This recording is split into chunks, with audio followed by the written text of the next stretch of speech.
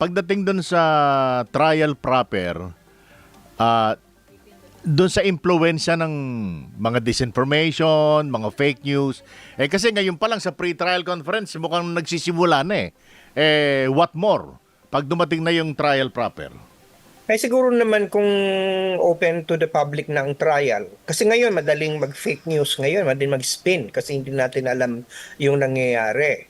Kasi kung anong lumabas yung balita na si Atty. Sheila Sison, ay nilamon ng buhay. Okay na ng buhay si Girl Will Ruiz. Sabi ko, imposible. Hindi ako maniniwala na ang katulad ni Atty. Jinky Luistro ay magpapakain ng buhay ng kung kahit kanino mang na abogado. I don't think that will happen. So this is really an open season for misleading disinformation. But pagdating sa trial, kasi nakikita na natin lahat yan, open to the public yan, mamiminimize siguro yung pagkalat ng impormasyon na ito'y nangyari, ito'y hindi. Of course, ang ma-expect natin dyan, people will be spinning their own interpretation.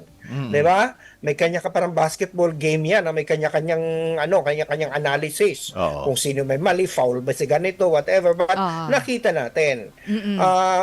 Wala na yung tayo ay all in the dark na para bagang aasa lang tayo sa ano yung binabalita ng ibang tao na meron ng karga. May karga ng bias o karga ng spin. Ito, kanya-kanyang interpretasyon na yan. Yes, Pero at least nakikita natin. Prof, mukhang may move yata na i-delay ang impeachment trial, yung pag-uumpisa dahil nabanggit ng defense panel yung threshold, conviction na threshold nga na 16 doon sa pre-trial conference. Dapat bang binabanggit na ito agad doon? Sa tingin ko hindi naman nagmamatter kung kailan magsisimula. Kasi alam nga naman sa unang araw pa lang magkakameron na sila ng determinasyon kung convicted o hindi. So pwede naman pagsabayin yun na habang hinihintay o kunyari ipapa-interpret sa Korte Suprema ang probisyon sa konstitusyon, tuloy-tuloy na rin yung pagdinig. Kasi balita ko halos lagpas ng 60 days ang kailangan ng prosecution para magpresenta ng kanilang mga ebidensya. Samantalang 30 days naman daw ang kailangan, at least 30 days ang kailangan ng depensa. So, ibig sabihin niya 90 days at the very least. And hindi yun araw-araw, meron ding mga skip yun. So, malamang mahaba-haba itong talagang matagal ang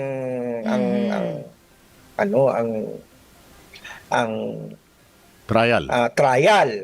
Hindi naman po, of course they can always grant to the Supreme Court and the Supreme Court can issue a TRO habang hindi pa nila nadidesisyonan kung ano yung threshold. But at the same time, kapag hindi nag-i-issue ng TRO ang Korte Suprema, kahit pa merong nakasampang kaso at nagpapalinaw, kasi both parties naman kailangan to In fact, it is not a defense position. It could also be a prosecution position. Ano ba talaga yung threshold? 16 ba o iba? It will not be a partisan issue. It will clarify both for the defense and for the prosecution as well as for the Senate and for the public. So para sa akin siguro, habang dinidinig ng Korte Suprema yung issue, ay simula na yung impeachment. Hindi na siguro yung sagka para pigilan ng simula. 90 days ang kailangan kung susundan natin yung agreement sa pre-trial tapos i-delay nyo pa yan. Di lalong hahaba yan. Prof, kung gagalawin yung threshold, dapat ba galawin din yung yung number ng mag-a-acquit? Kasi most likely baka erase din ito ng defense naman. O sige, willing kaming ibaba ninyo yung threshold doon sa conviction, dapat mababa din yung ibaba din natin yung number ng mag-a-acquit. Kasi 9 ngayon di ba? Hindi naman yun sabay. Kasi pareho naman proportional yun pagbababa po yung bilang ng sa mathematics po So, pagbababa yung entire number, pareho bababa yung to acquit and to convict. Matatangay Parang ganun din yun. Kasi one is the other side of the other. Kung 24, 16, 8, 'di ba? Kung 20, pag isusuma total mo 'yon, 20 'yon. So less than 16, less than 18 'yon. Ganun din po ang kalalabasan. At saka, alam nyo, talagang kailangan na rin talagang revisahin. Ako, naniniwala ako na kailangang pag-usapan yung threshold. Kasi, kunyari, ang halimbawa, paano kung palayo ng tadhana, paano kung sabay-sabay na mamatay ang siyam na senador? Pwede Oo. 15 na lang sila. Hindi Oo. ba? Ibig sabihin, wala nang ma-impeach. Oo. Kasi 50 na lang. Kasi So what would stop a person who is impeachable in the future? kasi Who is knowing who yung is who is ruthless? 'Di ba? Napaka-ruthless, grabe, mamamatay tao. Papatay na lang ngayon siya. Hindi siya ma-impeach. So when we interpret the Constitution, we should interpret it in such a way that an extreme situation will not undermine the very principle behind the accountability provision. So, tatingin ko dapat pag-usapan to. Oo. kasi knowing the camp ni VP Sara, yung mga abogado niya, hindi basta-basta bibigay yan o wala silang makukuha rin in return di ba? Of course, ano naman to it is a contentious issue. Ano to adversarial process ito. To syempre, kung ano yung makikinabang yung kabila, ayaw yan nung kabila, Yes. vice versa, syempre. So labanan ito. Pero itong usapin ng pagbaba ng threshold, sa tingin ko this is a non-partisan issue. This has to be determined because it will shed light.